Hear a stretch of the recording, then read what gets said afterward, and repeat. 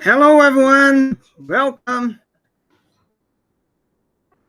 Can you hear me? Can you hear me, Danilo? Oh, yes, I can hear you. I Oh, guess great. you get little bit laggy, but everything is Yeah. we can hear you. But let's switch to Português again. Sorry. Olá, pessoal do SouJava. Sejam bem-vindos a mais uma live aqui do SouJava na Geecon. Hoje nós vamos ter um convidado muito especial, por isso que a gente está falando em inglês, então desculpa, mudou o switch para o português que demorou um pouquinho. Mas eu queria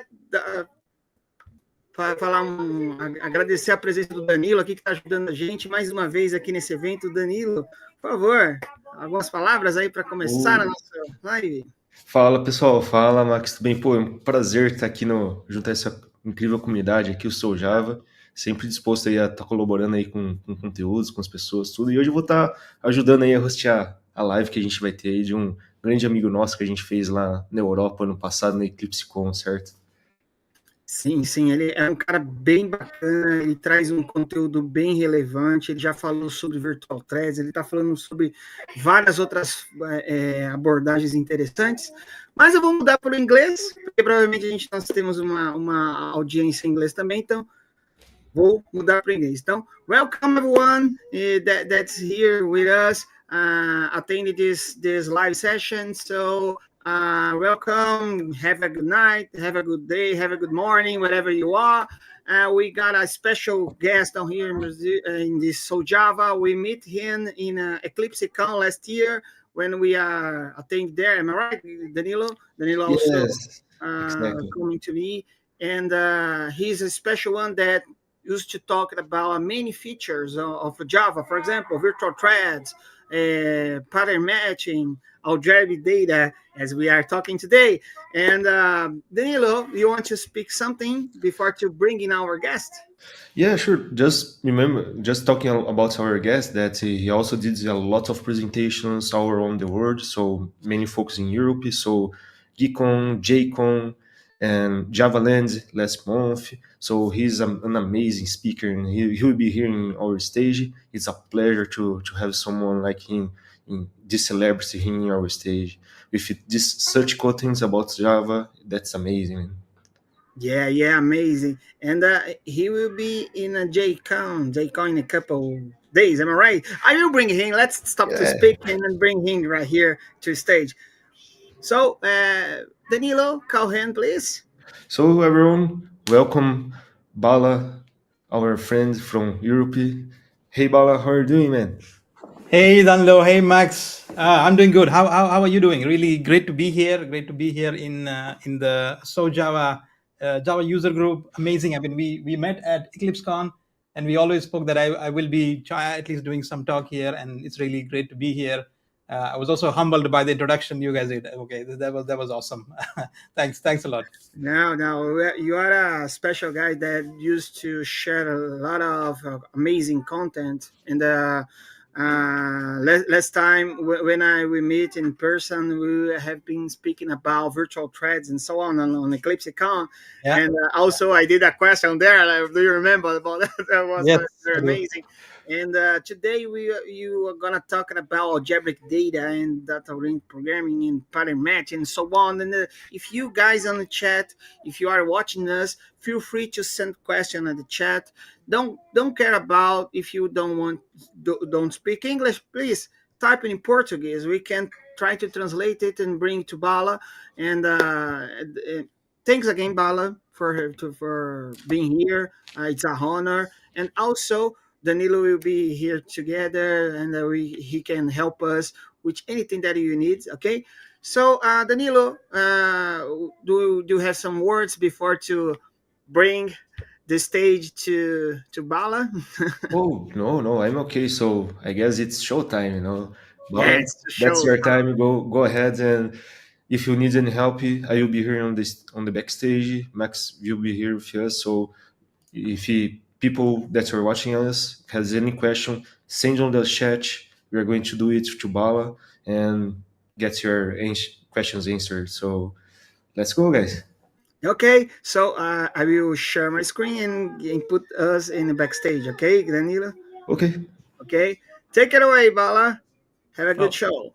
thanks, guys. Okay, well, thank you, Max and Dallo, for an amazing introduction. And well, welcome everyone to the talk. I'm going to be talking about algebraic data types and pattern matching in Java and how they help us to write elegant and readable Java code. So let's get started. So the way this presentation is going to go is we'll divide it into 4 parts. So we'll start with a problem. We'll analyze the problem. We'll also think about a solution of that problem. We'll design a solution, and then we will implement that solution using algebraic data types and pattern matching. And then in that process, we will create easy to read and easy to understand code. So that is going to be our process for this talk. About me, I am Balkrishna Rawool. I work at ING Bank as an engineering lead. And you can also see my Twitter handle there. So if you have any questions, you know where to find me. Okay, this talk is for 45 minutes, but if you have any questions, just shoot them in between, just put them in the chat, and Danilo can help redirect your questions to me. Don't wait until the end, just shoot your questions and I'm there to answer. Okay, let's start with the problem. So the problem that we are going to solve is actually a puzzle, and the puzzle looks like this. So what we see here is that we have a mathematical expression, but the numbers are replaced by letters. So you see SEND plus MORE, and that equals to MONEY. So 2 4-digit numbers which are added to create a 5-digit number. And the goal is to identify what are the numbers behind these letters. So each letter here has a number, and the idea is to find out what are the numbers behind these letters. Now, I chose this particular problem because it's actually pretty easy to understand, but it is hard to solve. And we will find out why it is easy to understand and why it is hard to solve. So let's look at the rules or the requirements of the problem. So this is the problem that we have. And these kinds of problems are also known as cryptarithmetic puzzles. Here, each letter corresponds to a single digit non-negative number. And all letters have unique numbers. That means you see E appearing here multiple times, and all of these places you have same number behind them, but that number cannot be somewhere else because each letter has a unique number. Letters placed together form a multi-digit number. What that means is SEND here forms a 4-digit number. MORE forms another 4-digit number, and then MONEY forms a 5-digit number, and this addition has to be true.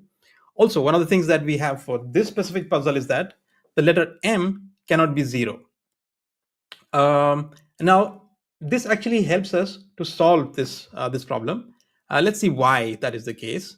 So let's focus on these 2 letters, M and O, right now.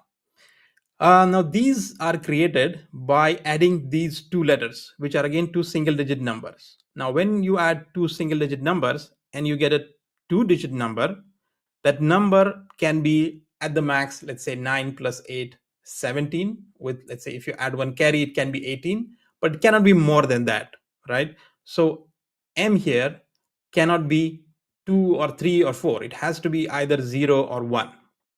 But the rules say that the letter M cannot be 0. That means M has to be 1. So if M has to be 1, and that way we have actually solved it for M.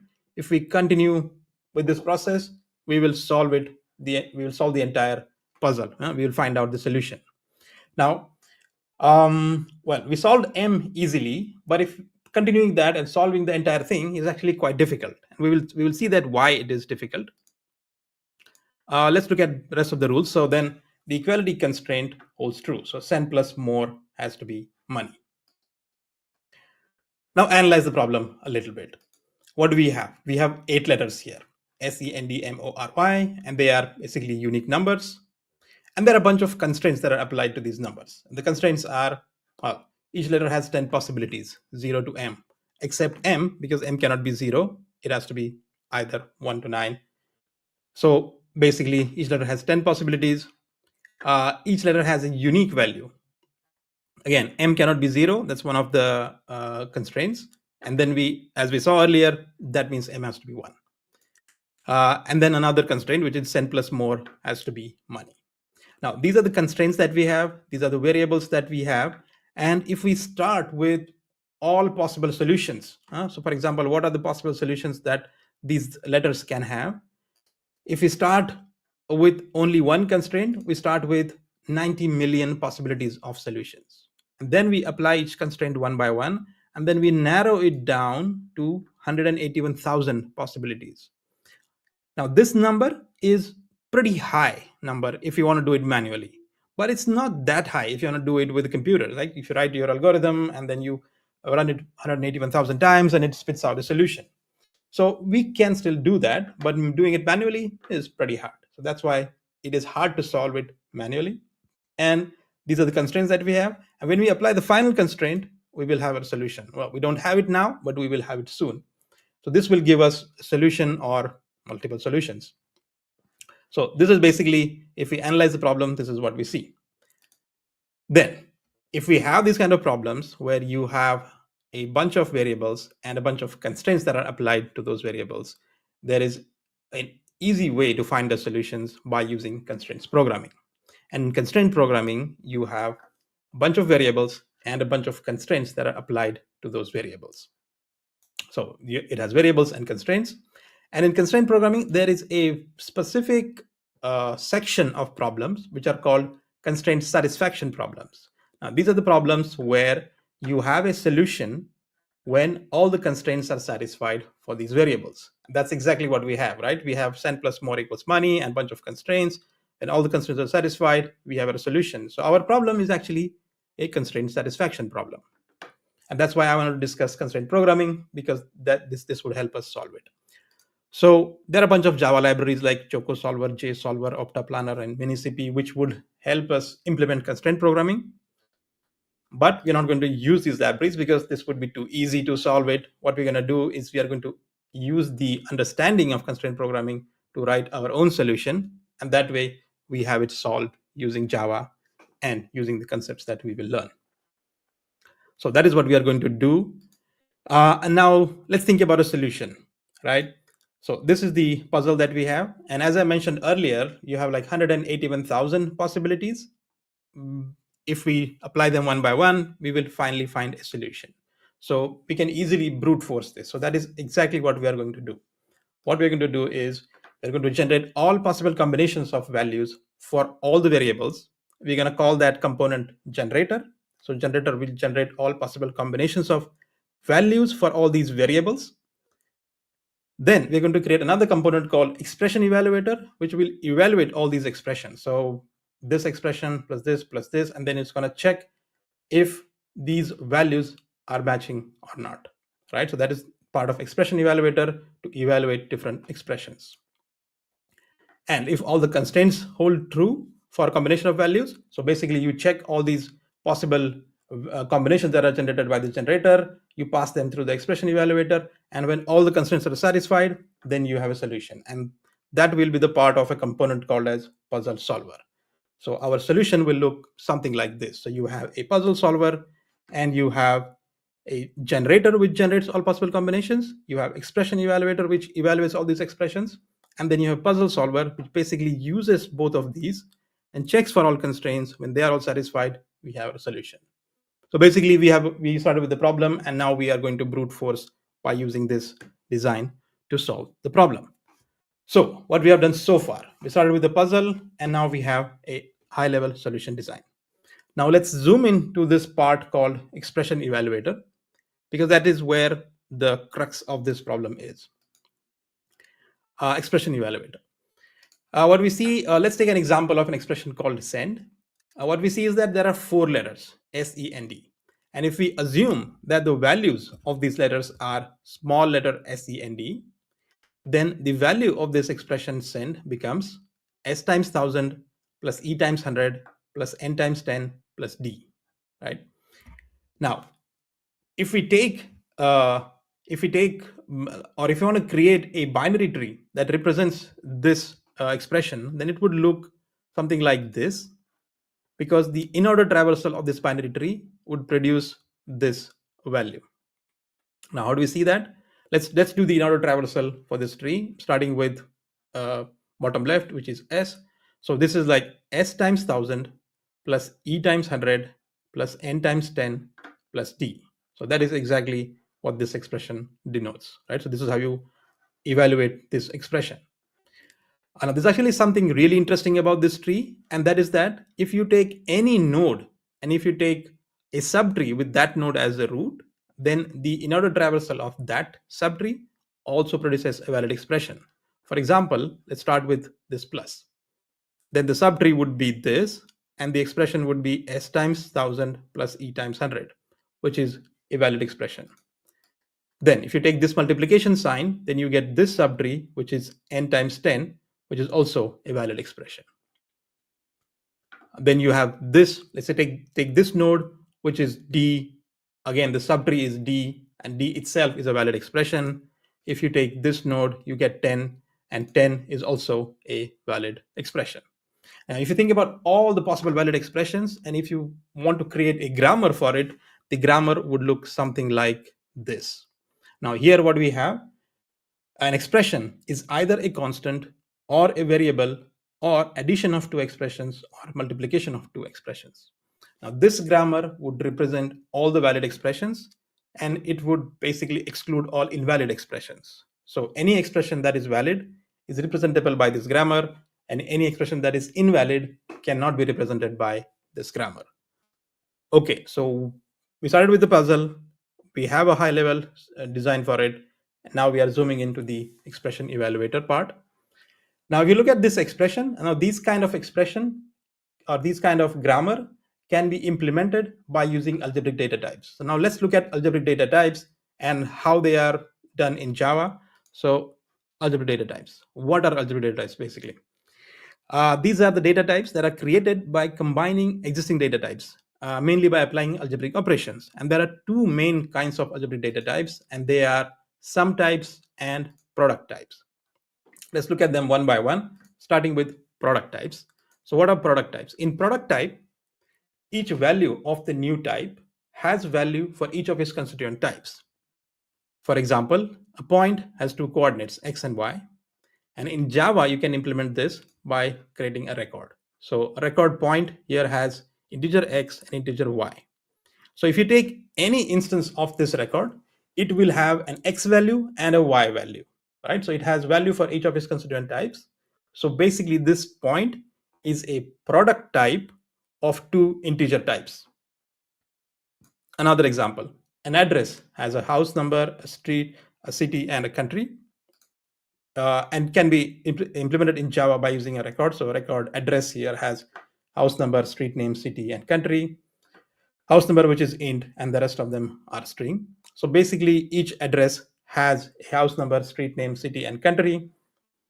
And that means address is actually a product type, which is a product of one integer type and three string types. So that's about product types. Now let's move on to sum types. In sum types, each value of the new type is one of the values of its constituent types, right? So an example could be shape can either be a triangle, quadrilateral, or a circle. And in Java, you would implement this by using sealed interface. So here you have a sealed interface shape, which can either be a triangle, quadrilateral, or circle, right? So a shape can only be one of these three things. It cannot be anything other than these, and it can also not be like two of these things at the same time, right? So if there is a shape, it is either a triangle or a quadrilateral or a circle. So that's about sum types, and this is in general about algebraic data types. Now let's move on and look at pattern matching, because that is another feature that will help us implement our solution for the problem. So pattern matching. So what is pattern matching? Pattern matching is checking for presence of a pattern in a given sequence of tokens. And in Java, we have a bunch of pattern matching features, and there will be more. But in Java 22, these are the, let's say, most important features that we have. And I will be using those in order to implement the solution. And these features are pattern matching for instance of, record patterns, pattern matching for switch, unnamed patterns, and variables. Now, before we move on, if there are any questions, feel free to ask them. Danilo, maybe if you have any questions, you can also interrupt me. Oh, so far we don't have any questions about it, so go Okay. ahead. Oh, perfect. Sure. So moving on, what I'm going to do now is I'm going to show examples of each of these features, and then we will basically go through them quickly. But in the end, we will use these again to implement our solution. So starting with the first one, which is pattern matching for instance of. And then this is an example of pattern matching of instance of. What we have here is actually an instance of expression which checks if this object is an instance of point, right? It's an instance of type point. And if it is, it creates a variable called p, which is of type point, and then it uses this. We can use that in the subsequent code. So this not only checks for object to be of this type, but also creates a new variable which is of this type. Then record patterns. So in record patterns, let's say if your point type is a record, you can deconstruct that into its constituent types. So point here is actually a record of integer x and integer y. And in this instead of expression, we not only check for this object to be of type point, but we also deconstruct that into its constituent types, so into x and y, so that we can use x and y in the subsequent code. Then we have another example. So if your records are nested, then you can use the instance of expression to deconstruct these nested records. So for example, shape here is an instance of circle. So we are checking if the shape is of type circle. And circle has a point as a constituent type, which is a record. So we can even deconstruct that. So we can go even deeper. So we deconstruct circle into a point and radius, but we also deconstruct point into x and y. And again, we can use this x, y, and radius in the subsequent part. So that's about record patterns. Next, we have pattern matching for switch. So we saw earlier that shape is an instance of, or shape is basically a sealed interface, which could be triangle, quadrilateral, or circle.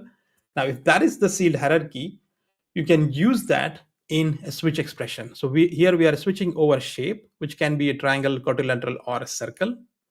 And then what we do is basically we don't need a default branch here because this is a sealed interface of these three types. And then depending on which what this shape is an instance of, we can evaluate this right hand side. So in this case, we are basically calculating the number of sides for a shape. So for triangle, it is 3. For quadrilateral, it is 4. And for circle, it is 0. Moving on, we have unnamed patterns and variables. So here we again we have the same example, and here we are replacing all these variables which we are not using with underscore. So if you're not using a variable, you can express that intention very clearly by replacing the variable name with underscore. So in this case, we are not interested in the variable names. In fact, we can also use local variable type inference because we are also not interested in the types of these. And so we put var here. The compiler can then figure out based on the records what are these types. But the intention is clear that we are not using these variables. So that's about unnamed patterns and variables. And we will use all of these features in our implementation later on. Okay, so what did we do so far? We started with a puzzle, then we created a high level design for a solution, and then we learned about algebraic data types and pattern matching. And now we're going to put all of these things together and we are going to solve it. So let's get back to the problem that we had and use the understanding of algebraic data types and pattern matching to solve it. So how will our solution look like? What are the solution steps? So this is the puzzle that we started with. This is the high level solution design that we came up with. How are we going to solve it? Well, these are the rules that we have. So first rule is that each letter corresponds to a single digit non-negative number. How do we implement this? For this, we create a type variable to represent each letter. Then we create a type called range constraint to represent possible values of a variable. So a range of the values that a variable can have. Then we create expression type, which will basically implement this expression evaluator part with an evaluation function. Then we will create a type called generator, which is this component, which will generate all possible combinations of variable values. Then we will create more constraint types because there are still some constraints which are not yet satisfied. For example, all values must be unique. That's one of the rules that we have. For that, we create unique values constraint. And then another constraint we have, which is equality constraint must be satisfied. For example, the cent plus more has to be equal to money. For that, we create an equality constraint. So when we have all of this, we create the puzzle solver, which will use generator and expression to find solutions. Now, this looks like a good approach, but let's put it to test. Let's actually implement this, and then we have our solution. So the next thing is implementation, which is basically me switching to IntelliJ, going over these steps that we discussed, and creating a solution for us. So what do we have? First, we're going to create a variable to represent each letter. So let me do that. Let me create a variable type. And let me just quickly check if the font is good enough. So I'm going to create a variable record. Is the font good enough, Danilo, or anybody who is in the chat? Can you confirm? Oh yeah, that's good. That's good. Perfect. Yeah. Also, just talking here, we have here Java Joiner talking. Hey guys. So welcome Java Joiner. It's a pleasure to have you here. Perfect. Well, good to have you. Let me carry on. Let me implement the record variable. Now, variable has a name, so I'm going to create a string name. And then the next thing that we saw we'll do is we'll create a range constraint to represent all possible values of variable. So let's do that. That will be another record, which we'll call it range constraint. And this will have two things, an integer from and integer to, because it's a range of that variable. And this range is only for a variable. That's why I put this range constraint inside variable, and it is for a variable. So let's actually use that. So a range constraint is put on a variable. So a variable has range. Okay, next thing. Create expression with evaluation function. And this will be quite interesting. So let's create a new interface called as expression. Why an interface? And for that, let me quickly show you this part, which is basically the grammar that we came up with for expression. So an expression can be either a constant or a variable or addition of two expressions or multiplication of two expressions. And that's why for this kind of grammar, we will use algebraic data types. And if you remember from the example of shape, where a shape can be triangle, quadrilateral, or circle, now we can apply the same thing here. An expression can be a constant, a variable, or addition, or multiplication, right? So we can use sealed interface the way we did it for shape here, and that's why we created an interface. Let's make it sealed. And then let's add this implementation. So we have a record, which is a constant expression, which has a value, and this implements expression. So basically, this means an expression can be a constant. Then an expression can also be a variable, right? So a var expression. And if it's a variable, it has a name. So let's use that. Let's put a string name in here. And then we saw that expression can also be addition of two expressions. So let's do that, addition expression. And when you have addition of two expressions, you basically have an expression which is, say, left expression and an expression which is right expression. And then you have multiplication. So multiplication expression, which again has a left and right side, which implements an expression. Okay, so this is basically how our expression looks like. Then we said expression should also have evaluation function. So let's implement that. For that, we're going to create a static method which returns integer, and it's called evaluate. And this evaluates an expression. So let's pass that expression in here. And in order to evaluate an expression, because it has variables, we need the values of these variables. So I'm going to pass a map of string to integer. Let's call it values. And then with this, we will basically write our evaluation function. So this, what we're going to do is, because it is a sealed interface, we're going to use pattern matching for switch. So let me do return switch over this expression. And because this is a sealed interface, this expression can be only one of these four things. And the compiler knows that. So compiler says, hey, here you are missing some branches. Let's add those branches. So an IDE like IntelliJ helps us to add these branches here. So here you have expression which could be one of these four things, and it can only be one of these four things, right? Cannot be anything else. So there is no default branch. Now what I like to do is I want to put them in the same order as they appear here. So let me do that quickly by moving these. So an expression can be constant expression, a variable expression, an addition expression, or multiplication expression. Again, there is no default branch needed because it can only be one of these four, as denoted by this sealed interface. Now, the constant expression has integer value. So let me get that value out of it. And when you have constant expression, how do you evaluate that? You evaluate it to simply a value.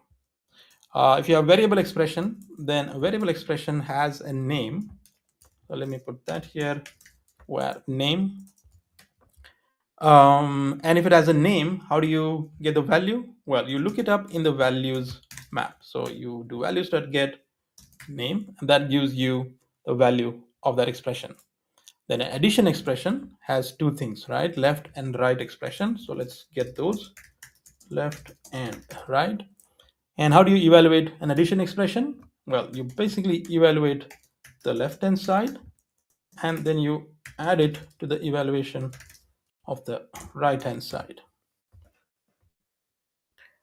And how do you evaluate a multiplication expression? Well, a multiplication expression again has left and right side.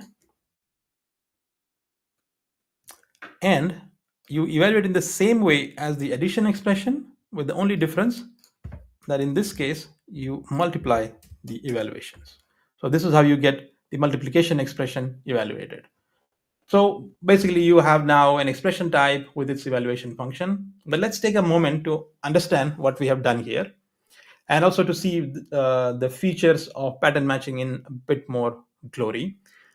For example, if I don't have this branch, right? If I don't add this branch, then compiler knows that I'm actually missing something, because this expression can also be multiplication expression, but we're not handling that. So it really points to that location where we are using this expression, and says that, hey, you are missing a branch, and then you can add that branch. So this way, compiler, if you're using sealed interface, compiler really helps you to identify all the places where you are missing a branch. Also, if you add a new branch, so for example, our expression, let's say, supports division, then we can simply add a new branch, division branch, and then compiler will again point at all those places where we are using expression, and then it will also tell you that, hey, you are missing division. So this is very useful, because if you have a sealed hierarchy, and if you do a switch over that, over let's say a variable of the type of this sealed interface, then at all those places where you are using that, compiler will say, hey, here you are missing to handle a particular scenario, you are missing a branch.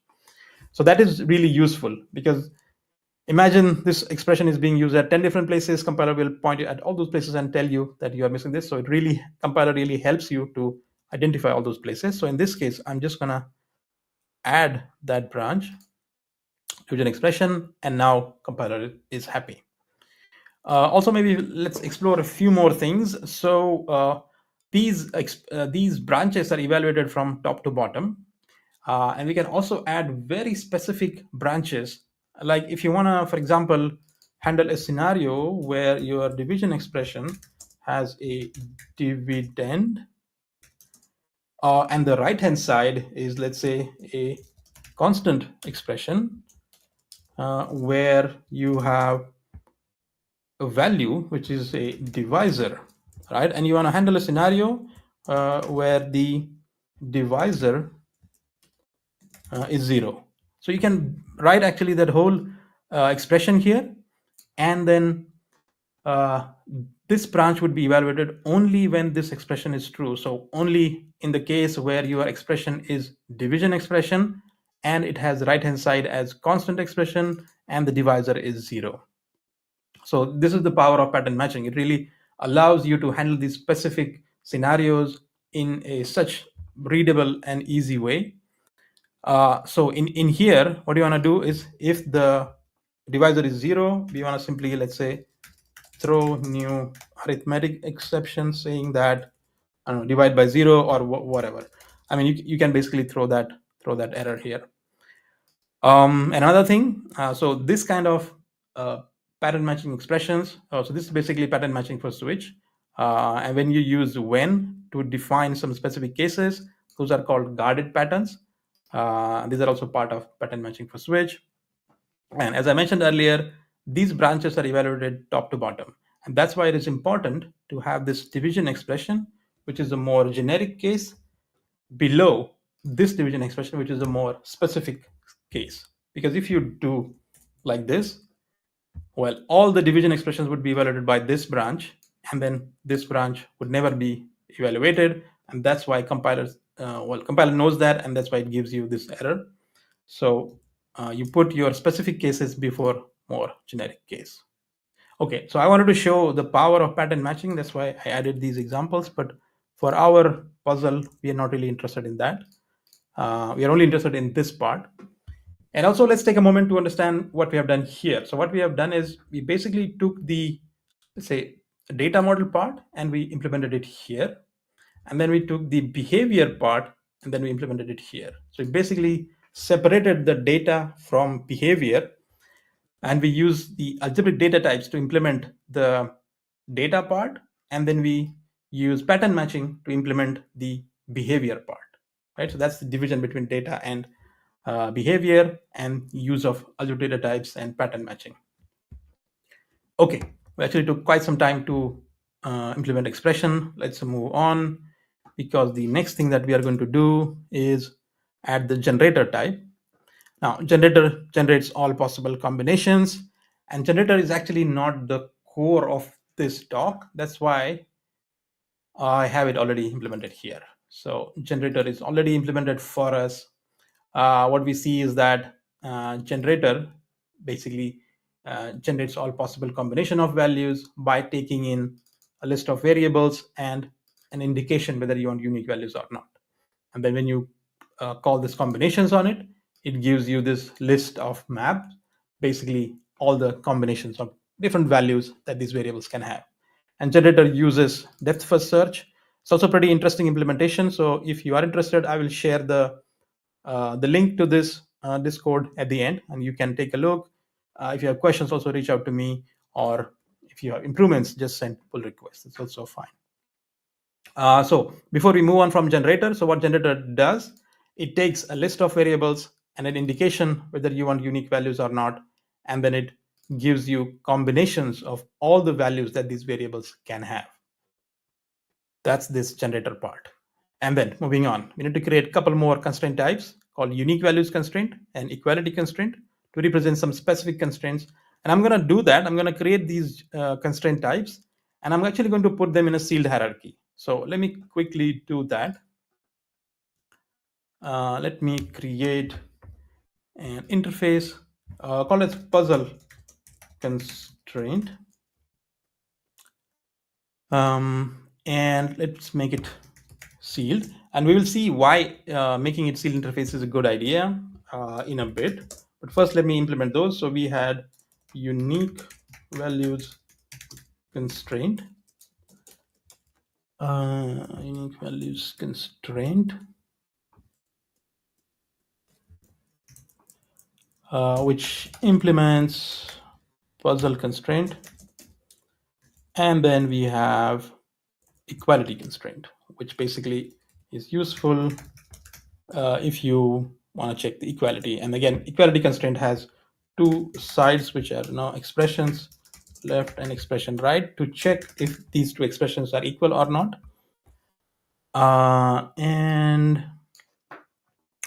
And so in this case, we have created a sealed hierarchy of these two implementations. But even when you have sealed hierarchy, you can add a specific behavior to each type. So for example, for this equality constraint, I want to add some function which basically returns a boolean which indicates if the equality constraint holds true for a set of values or not.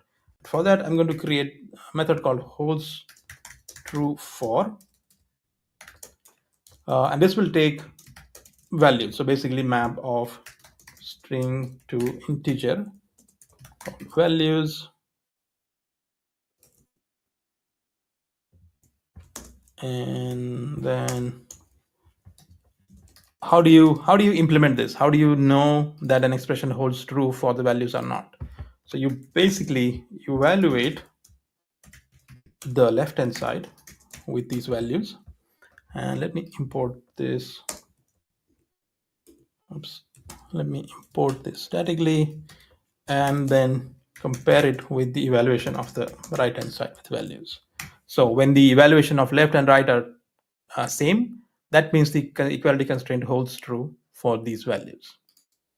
Okay, so we have our puzzle constraint with these two constraints implemented, and what is left right now to do is to implement the puzzle solver, which will basically use generator and expression evaluator to find the solution. And for that, I'm going to create a new record.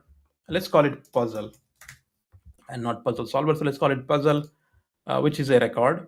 And this is basically something that represents our crypt arithmetic puzzle, which is a constraint programming problem. And if you remember from constraint programming problem, it has variables and constraints. So I'm gonna create a record which is of a combination of variables. Let's call it variables and list of constraints, which are basically puzzle constraints. Let's call it constraints. And let's import list. Okay, so this represents our puzzle. Then when you have a puzzle, what do? You solve it. So public void solve. And now we will basically implement the solution for it, but in a minute. Now, before we do this, let's imagine that you have the solution with you. You have it completely implemented. How do you know that your solution works for a particular puzzle or not? How do you know that your puzzle that you started with is having a solution and then you find a solution for it? Well, the way to find that out is to write a test for it. So let's write a unit test for this. Generate test. Okay, and let's create a method called as test solve. The name could be better, but let's use this for now. Let's add the test annotation for it. Now we want this test to implement our puzzle send plus more equals money. So we need all these variables, right? Now I have some code, which basically now I'm going to generate, which will quickly get all these variables here. And these are all these variables which have all these constraints. So SENDMORY, and they have these constraints from 0 to 9, except for M, because M has constraint 1 to 9. Okay, then we're going to create a puzzle, and this puzzle will have list of variables and list of constraints. So what is the list of variables? So list of variables is basically SENDMORY, and then we have constraints. So list of constraints, and in the constraints we know that we want unique values, so we're going to create a new unique values constraint. Let me import it statically, and then we will also have an equality constraint. Also import this constraint and import this statically. And this equality constraint should somehow represent our puzzle, which is send plus more equals money. We will do that in a bit, but before we do that, let's implement the solve method in puzzle. And I wanted to show this to you because I wanted to show that a puzzle is basically having a list of variables and a list of constraints. And the constraints here could be unique values constraint or equality constraint, right? So once you have this, with that knowledge, let's implement the solve method here. So how do you solve a puzzle? You basically generate all the combinations, you evaluate all these expressions, and when all constraints are satisfied, you have your solution. So let's get the generator in action. So generator is basically new generator, and generator requires variables. So let's pass those variables. And it also requires an indication whether you want unique values or not, right? So let's do that. How do you know you want unique values? Well, you look up in the constraints and you see if there is unique values constraint. So let's do that. Variable unique values needed, and you would look up in the constraints and you see if any of these constraints actually constraint is an instance of unique values constraint, right? Let me make some space. So if you have unique values constraint in the list of constraints, then you know that you need unique values. So you pass that to generator, and now generator is able to generate all possible combinations. And then what do you do? Well, when you do generator.combinations, it will give you all these combinations. Let's go through them one by one. So you could simply use a for loop and go over all these values.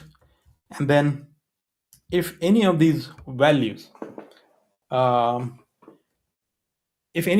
is a solution, so let's just say is solution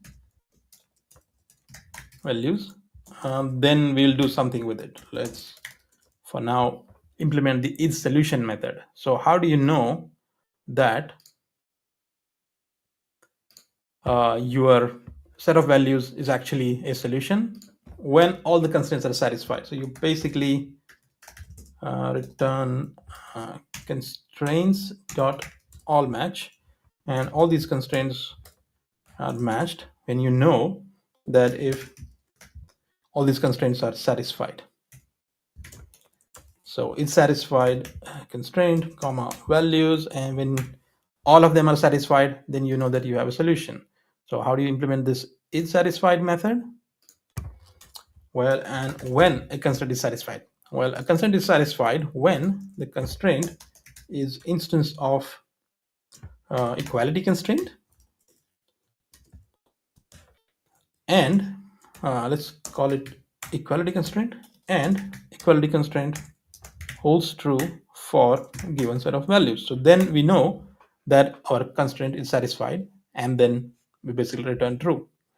But there is something interesting, and also this constraint can also not be an instance of equality constraint, right? It could be something else. What do you do then? Then you basically ignore, because the other thing is unique values constraint. So for unique values constraint, we have already taken care of it, so we don't want to worry about it here.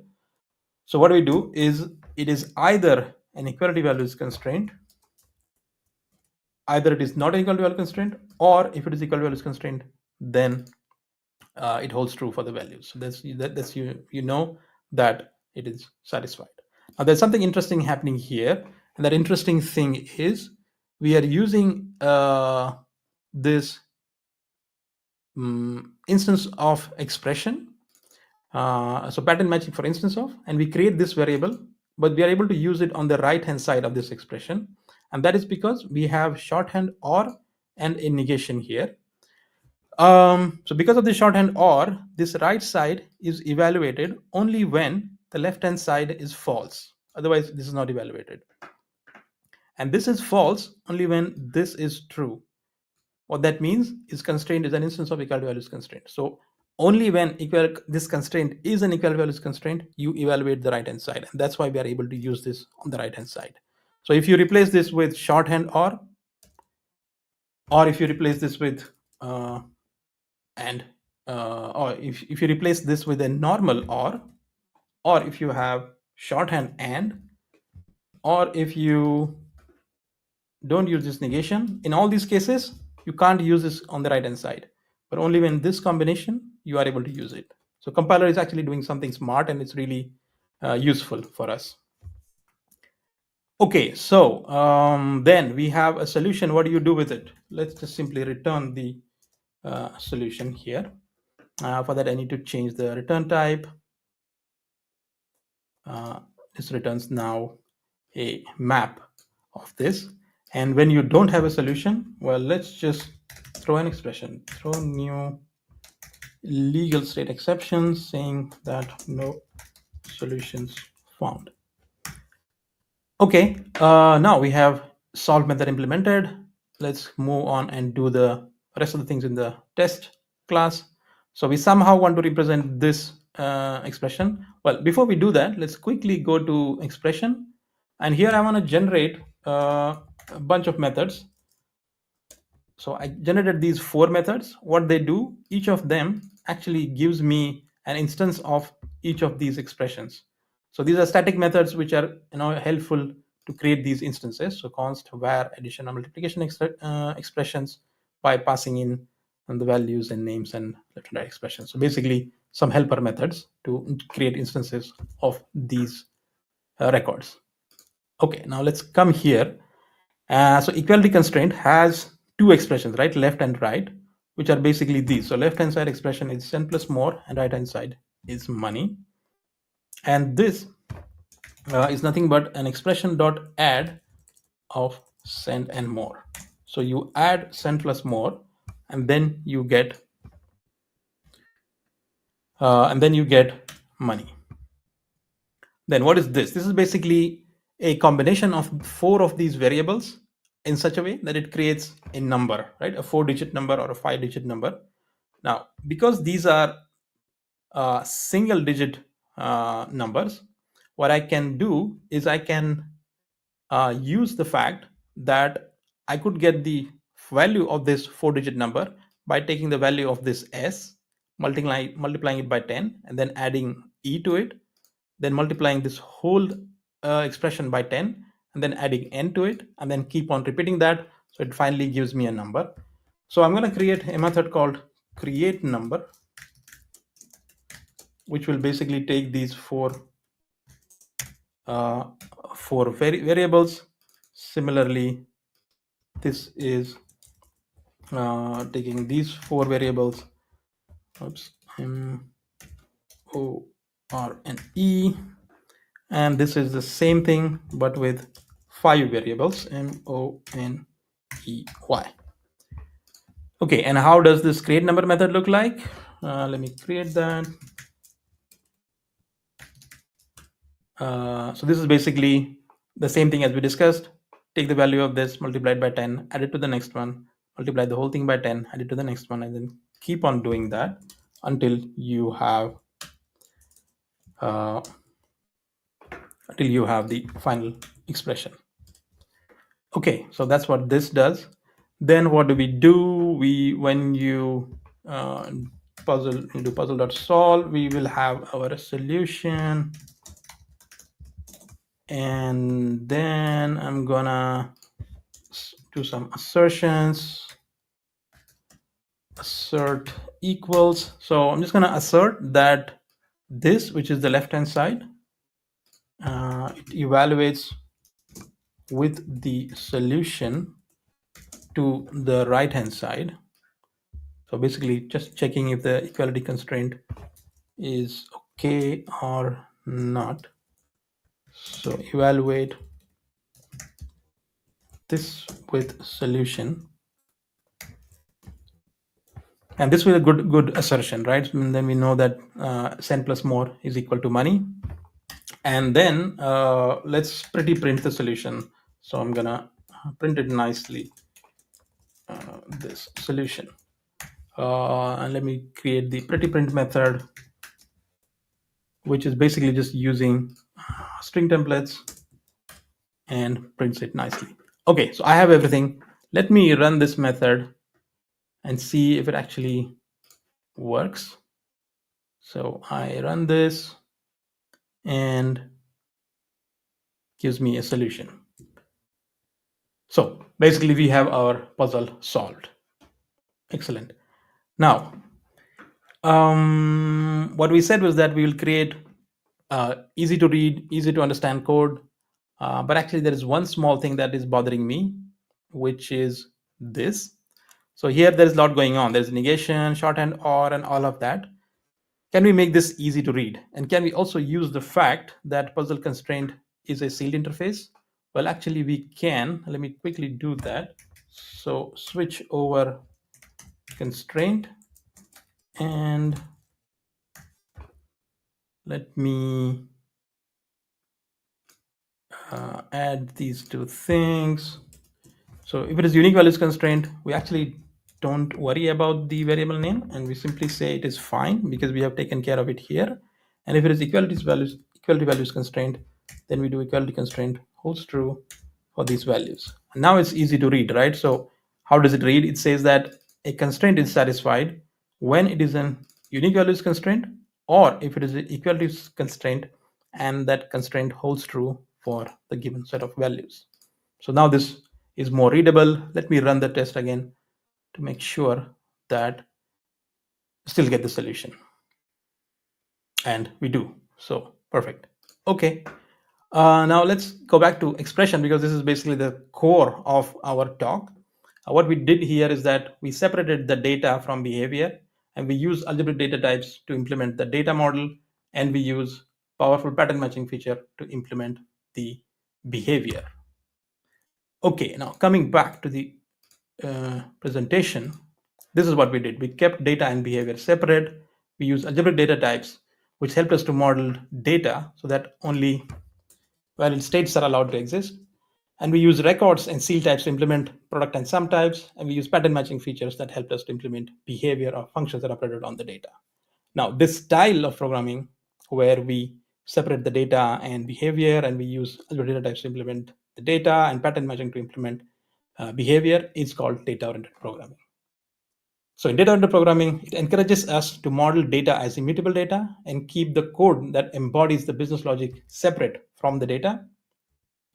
It is really explained nicely by Brian Gates, the Java language architect at Oracle, in the article at this link. So if you go to that link, you should be able to read the article. It's pretty extensively explained by Brian there. So he actually talks about 4 principles. First one is that model the data, the whole data, and nothing but the data, because data is at the core of data-oriented programming. Next, data is immutable. So you use immutable data structures like records. Records are shallowly immutable, but you can also use other immutable data structures to model data, because that gets rid of a lot of problems. Validate at the boundary. So you basically, excellent for sharing the link to the article by Brian. So validate at the boundary, because data-oriented programming is really useful for small subsystems. And there, if you validate at the boundary of that subsystem, then you can use that valid data inside that subsystem and transform it in the way that you want. For example, if you have a system which basically takes a amount from another system, and that amount is coming as text or a string, you validate it at the boundary that it's actually a valid amount, then you convert it into a right type. It could be double, or it could be big decimal, or anything, and then you use that within your subsystem the way you want, because now you know that that amount is valid. And then make illegal states unrepresentable. So the way we did with expression type, where we created these different algebraic data types to represent only valid states, and that is actually also an important aspect of data-oriented programming, because by using these features of records and seal types and pattern matching, you make illegal states unrepresentable. So you use edit and pattern matching, in other words, record, seal types, and pattern matching to enable easier data-oriented programming. Also, how does data-oriented programming and object-oriented programming compare? So object-oriented programming is useful when modeling large complex subsystems where modularization is important. And also data-oriented programming is suitable for simpler, smaller subsystems. So this is very briefly about data-oriented programming. But if you read the article, you would get pretty extensive information. And that's about that. And well, yeah, if you want to play around with the source code, you can find the source code here at this link. If you want to reach out to me, that's my Twitter handle, so you can connect with me or ask questions if you have, or any suggestions for improving. They are also welcome. That's all I had to share. So yeah, Danilo, if there are questions or anything. Oh, that's amazing, Bala. Congrats for your talk. It was Oh, thanks. so clear the way that did that. So smooth that you went through the problem into the solution. That was awesome, man. And the code was amazing. Being able to read that. Even someone answered here that reminds him the a college project. But I remember that at the college we did it in a way that we couldn't even understand the code. Ah, I don't know okay. about you, but I remember when I was in the college, people did something like this, but no, we couldn't understand that. And the way that it did, whoa, it was so clear, man. So clean code and elegant code as you proposed it for us. It was all about that. Oh, thank you. Thanks a lot, Danilo. Yeah, and if there are more questions about why is it done this way, why is it done that way, or why not use this, or why use certain thing, please reach out to me. I can also answer them. Yeah. This, oh, go ahead, Max. No, I'm just. I'd like to adding that this is the way I think is more tangible way to show to the audience how important is the type safe of Java or any kind of typed language. The most of the developers, especially the beginners, starts to say, "Oh, Java is so verbose, and why I need to define the types and so on." That's the reason why it's so important typing. You use the compiler to help you to develop those things. How powerful is it? So why not to pay attention with that? So I think this is the way that we can make this tangible to the people to see how important is a language, a type of the language. That's the reason why we can use that. And we know that, okay, we can do this on Python, we can do this on C++. Why not? We could do this in Java, but right now we can do this one, and that's the reason why I think it's so important. And again, thanks and congratulations, Bala, because this dynamic and way to bring the problem and to show how can solve it is very impressive. Thanks so much. Thank you, Max. Thanks for the kind words. And I do agree with you. Static typing is really important, and it really helps you to not make mistakes. You use compiler as your friend that guides you in the path in the right way. And it is also what Java has done really well.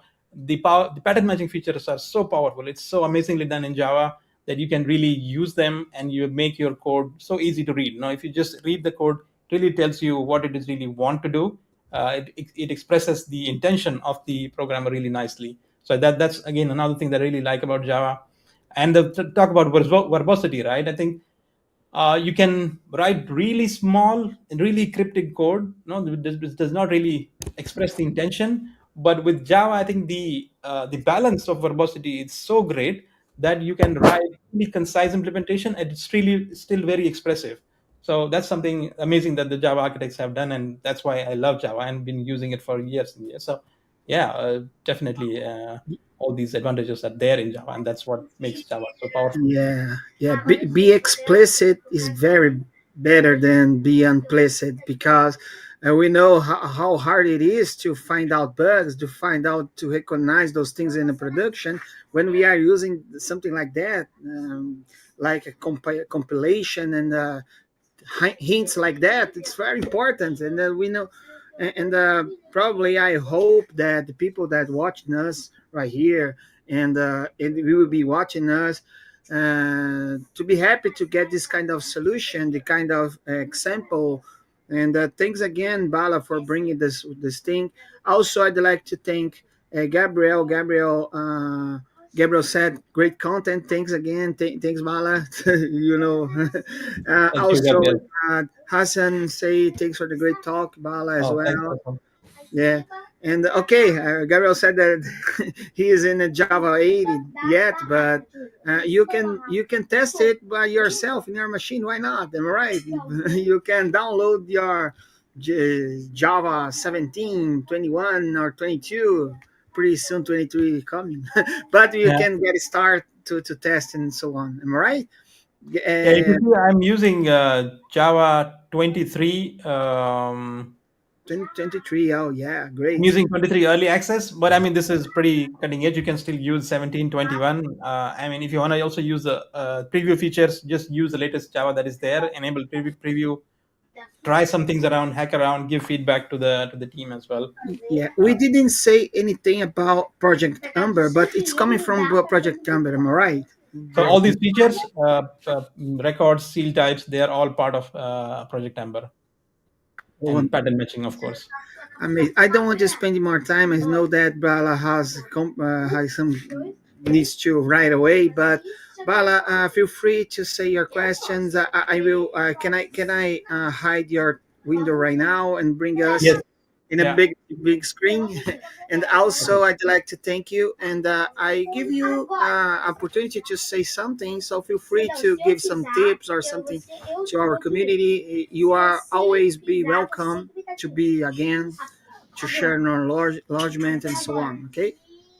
Hey, thanks, Max and Danilo, for the opportunity. I remember we spoke at EclipseCon, and we said that we will definitely do this thing. So finally, the time has come, and we could do it. So that was really great. Thanks for the opportunity, and well, thanks everyone for joining in and all the nice discussion and nice feedback. Again, my contact points are there in the presentation. So reach out to me if you have anything. And I really have to go. I'm actually already a bit late, but thanks, Max and Danilo, for the opportunity. And let's Yeah. you. See you next time. So thanks a lot, everyone. Thanks. Bye Oh, bye. thanks, Bye Bala. bye. See ya. Yeah. Okay, I think Bala let Bala free. Okay, Bala is free. So thanks again, everyone, for watching us. Danilo, do you want to share something, something to the audience, and also if you before the end we can switch to Portuguese as well if you want, of course. Oh, I guess we can keep going with English. Sure. This was an amazing talk, and Bala did an awesome example. That is an example that we can see it in some interviews and at the college. That it can show that we can do a good code even being a small challenge. So we can always do that. So I like to think about that when we craft the code we can put something that will make sense and we can read it in a way that's in the same way that we think about it. So that was the main example that Bala could do it in the best way possible. So I'm really glad to be here to help our community to see this kind of example. Yeah, amazing, amazing. And also, I'd like to thank you, Danilo, because Danilo was the main Oh, contributor to make those things happen. Because Danilo have been talking a little bit more with Bala and bring this one to us, and it was amazing. I think that this kind of uh, talk we used to do more time, so maybe bring another content. Let's talk to the people that we meet on international conference and so on. We got Huslan, we got Adam B, and maybe we can bring them together to share more knowledge and make our community stronger as we are now right here. Am I yeah. right? And not So and also if you are watching us, send us a message if you have any content that you can share with your community, with your Java community. It will be amazing to have you here on the stage and sharing it with us. So send us a message. It will be a pleasure to have you here with us sharing it. look, Dorival is here. So Oh, hey Dorival, Dorival, how are you we are doing? missing you, man. Dorival is a speaker that we meet on in Java Day, if I'm not wrong. Am I right? Yeah, In the you know, what is the say that we goes? Oh, I don't remember the name, but Okay, it but was in Rio Preto. Rio What? Preto, I think Yeah. so. Yeah, yeah, Java Day Also, on there. also Yeah, he joined our meetup in Campinas last Tuesday. So he was there sharing, helping us with our community here. That I'm one of the coordinators. So Dorival, also, if you have a talk, send us a message. You will be here in the stage with us. I know that you have a yeah. lot of content to share. Yeah, that's it. That's it. And amazing. And also, I'd like to thank you, everyone, to be here. Thank you again, Danilo, for helping me, for support us. Thank you for everyone that watching us to be here because we are doing everything right like that for you guys, for you on the chat, you on watching us. If you are interested in some topic related to Java, related to how to work with, for example, Danilo got a special talk talking about vector database. So maybe we Oh, can do this again. Why not? All right, we can bring it, but let us know. You guys can reach out to us on our Twitter. So we in the X Twitter. Oh, I need to change it to X. To X. Okay, Max de Arruda at Max de Arruda. Danilo also at Danilo PDL, so we will be able to reach out to us. Send us if you wanted to watch some content right here. It will be a pleasure. So that's it. yeah. Let's go. Hey, let's continue our day. Yeah, for sure, Max. Thank you for the for this space. It was amazing to be here. Also, Okay, guys. So see you soon. See you yeah. next time. Bye bye. Thank you. Bye bye.